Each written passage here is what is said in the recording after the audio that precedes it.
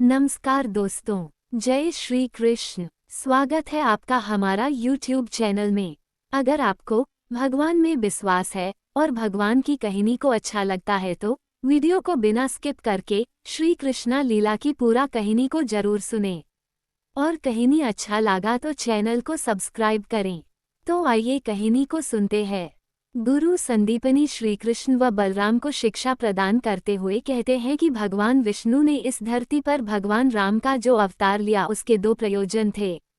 पहला ये कि वह मानव मर्यादा के उच्च मापदंड स्थापित करना चाहते थे जो युगों युगों तक मानव जाति को प्रेम, बलिदान और सभ्यता के पथ पर चलना सिखाए और यह सिखाए कि किसी भी दशा में अपना धर्म न छोड़े और दुखों से विचलित हुए बिना अपने कर्म करे।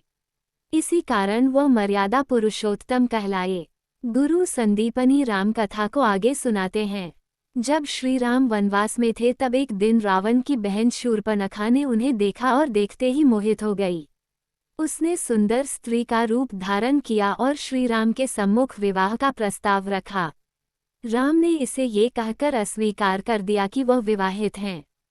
तब शूर्पणखा क्रोध में आ गई। उसने सीता को खाने के लिए अपना राक्षसी रूप पुनः धारण कर लिया। ये देख लक्ष्मण ने तलवार से उसके नाक कान काट दिए।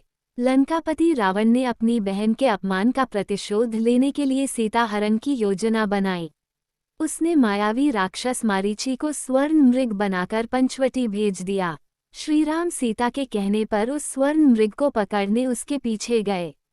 इतने में रावण भिक्षा मांगने के बहाने कुटिया में गया और सीता को उठा ले गया। उसका विमान आकाश मार्ग से जा रहा था, तभी सीता की पुकार सुनकर गिद्धराज जटायु ने रावण पर हमला कर दिया, किंतु रावण ने अपनी तलवार से जटायु के दोनों पंख काटकर उसे धरती पर गिरा दिया। राम व लक्ष्मण जब वापस कुटिया आए तो उन्हें सीता वहां नहीं मिली। सीता की खोज में वन वन भटकते हुए राम लक्ष्मण को मार्ग में जटायु मिले। घायल जटायु ने प्राण त्यागने से पूर्व उन्हें बताया कि सीता को लंकापति रावण उठाकर दक्षिण दिशा की ओर गया है। राम और लक्ष्मण दक्षिण दिशा की ओर गए।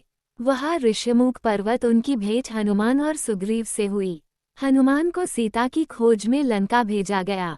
वायुमार्ग से लंका जाते समय हनुमान को सुरसा नामक राक्षसी ने रोक लिया। सुरसा को ब्रह्मा जी का वरदान प्राप्त था कि कोई भी उसे पार करके आगे नहीं जा सकता था।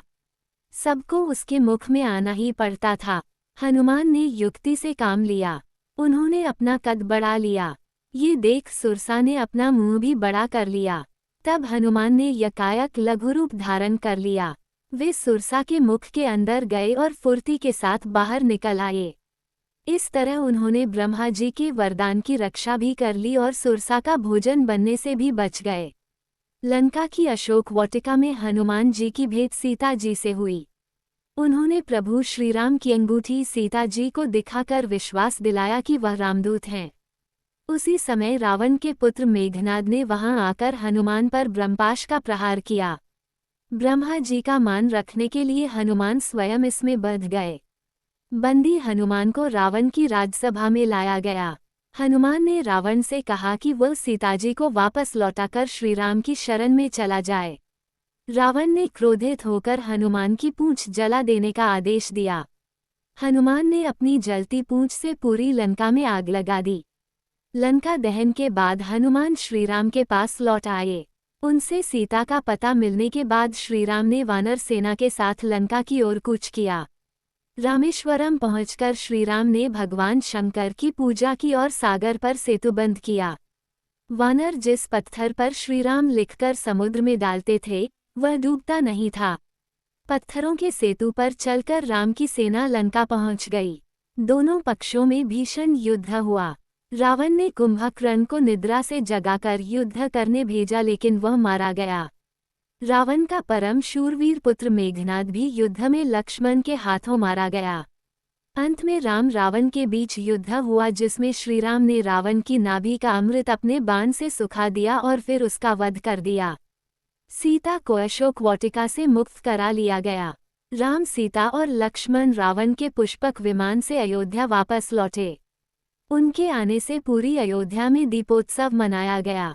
त्रेतायुग में भगवान विष्णु के अवतार की कथा सुनाकर गुरु संदीपनी श्री कृष्ण और बलराम से कहते हैं कि द्वापर युग में भी भगवान का अवतार होगा, लेकिन किस रूप में होगा मैं यह नहीं जानता। महर्षि संदीपनी इच्छा व्यक्त करते हैं कि यदि मेरे जीवन काल में प्रभु का अवतार हो जाए तो उनका दर्शन लाभ मिल जाएगा। श्री कृष्ण अपने गुरु की इच्छा सुनकर मुस्कुराते हैं। दोस्तों, श्री कृष्ण लीला भाग 23 समाप्त हो गया है। अगर आप भाग 24 की कहानी सुनना चाहते हैं तो हमारे चैनल के साथ बने रहें। जय हिंद, जय श्री कृष्ण।